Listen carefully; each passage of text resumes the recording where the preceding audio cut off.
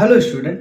तो आज हम डिस्कस करेंगे class 9th chapter 4 that is linear equation in two variable. आज हम डिस्कस करेंगे एक्सरसाइज 4.1 के जो भी सभी क्वेश्चन हम डिस्कस करेंगे और हम क्वेश्चन करेंगे कोशिश करेंगे जो इंपॉर्टेंट क्वेश्चंस हो उनको ज्यादा डिस्कस करें।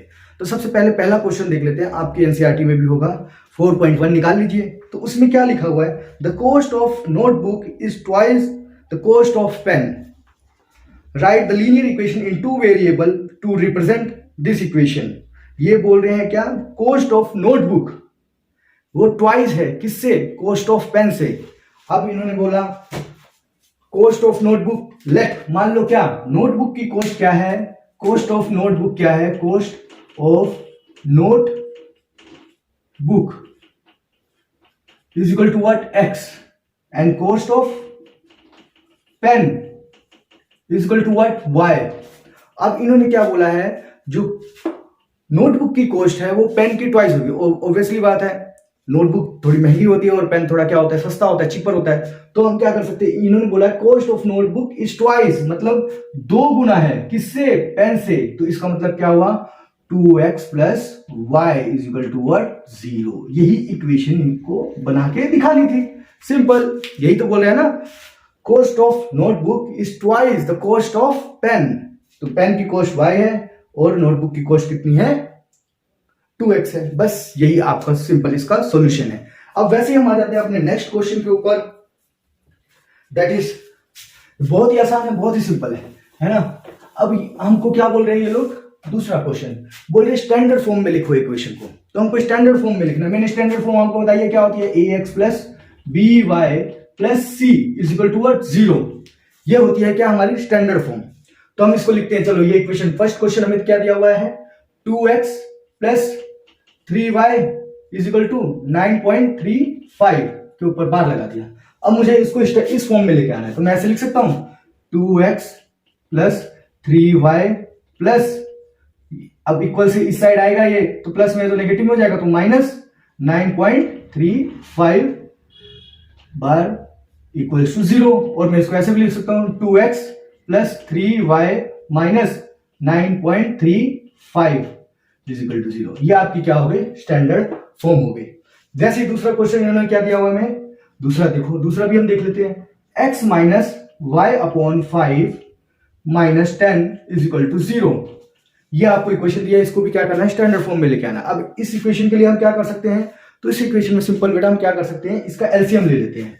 तो क्या हो जाएगा, सिंपल इसको इसके साथ मल्टीप्लाई करो, इसको इसके साथ मल्टीप्लाई करो और 5 को इस साइड भेज दो। तो क्या हो जाएगा, x 5x minus y minus 50 is equal to 0। ये क्या हो गई, इसकी स्टैंडर्ड फॉर्म हो गई, x plus y plus c. वैसे ही थर्ड क्वेश्चन हम देख लेते हैं, क्या minus 2x plus 3y is equal to 6। तो क्या करोगे, 6 को सिंपल इस साइड लेके आ जाओ। तो क्या हो जाएगा, minus 2x plus 3y minus 6 is equal to 0। बस यही क्या है, आपकी स्टैंडर्ड फॉर्म है। एक और क्वेश्चन इन्होंने दिया हुआ है, क्या देख लेते हैं, हम सारी क्वेश्चन कर लेते हैं, तो जिससे क्या होगा, आपको आसानी रहेगी। तो x is equal to 3y। अब मैं इसको कैसे लिख सकता हूं, x minus 3y is equal to 0। अगर आप बोलोगे c कहां गया, तो c को भी मैं लिख देता हूं, x minus 3y plus 0 is equal to 0। Standard form में आ गया। यहाँ पे देखो वेरिएबल x है और जो x का जो कोफिशिएंट है, जो a है कांस्टेंट नंबर, वो क्या है, 1 है। जब कोई वैल्यू नहीं दिख रही हो तो 1 ही होता है, ठीक है। वैसे ही हम आ जाते हैं अपना एक और क्वेश्चन, जो और क्वेश्चन दिया हुआ है सारे क्वेश्चन देख लेते हैं हम।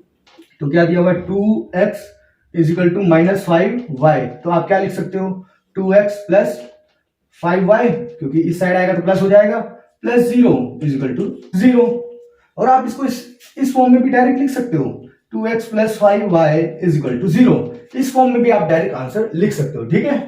तो वैसे ही आ जाते हैं हम तीसरे क्वेश्चन पे। तो इन्होंने एक और देखो interesting, 3x plus 2 is equal to 0। अब मेरे को इस फॉर्म में चाहिए, तो मैं क्या करूंगा, इसको ऐसे लिख दूं, 3x plus 0y plus 2 is equal to 0। Actual में ये वैल्यू है तो क्या 0 ही है ना, ये 0 ही है, तो कोई इसका कोई फर्क नहीं पड़ता है, ठीक है। तो ये आपको पता चल गया। अब हम क्या करते हैं, एक और क्वेश्चन यहाँ पे देख लेते हैं, y minus 2 is equal to 0। इसका मतलब क्या होगा, मैं ऐसे लिख सकता हूं, x plus 0x plus y minus 2 equal to 0। इसका मतलब क्या हुआ, 0 ही हुआ ना। इसके आगे मैं 0 ऐड कर दूं तो क्या फर्क पड़ रहा है, कुछ फर्क पड़ रहा है? बिल्कुल नहीं पड़ रहा है, एकदम सिंपल है। तो आया समझ में, ये क्लियर हो गया आपको।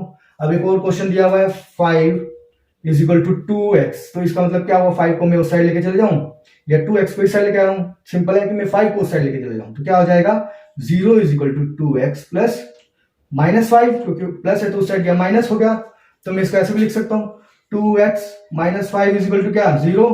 तो फिर मैं इसको ऐसे लिखूं 2x plus 0y minus 5 is equal to 0। ये हमारी क्या हो गई, स्टैंडर्ड फॉर्म हो गई। तो आपने देख लिया कोई भी इक्वेशन को, हमको जो भी इक्वेशन दी हो उसको कैसे स्टैंडर्ड फॉर्म में कन्वर्ट करते हैं, लीनियर इक्वेशन होनी चाहिए।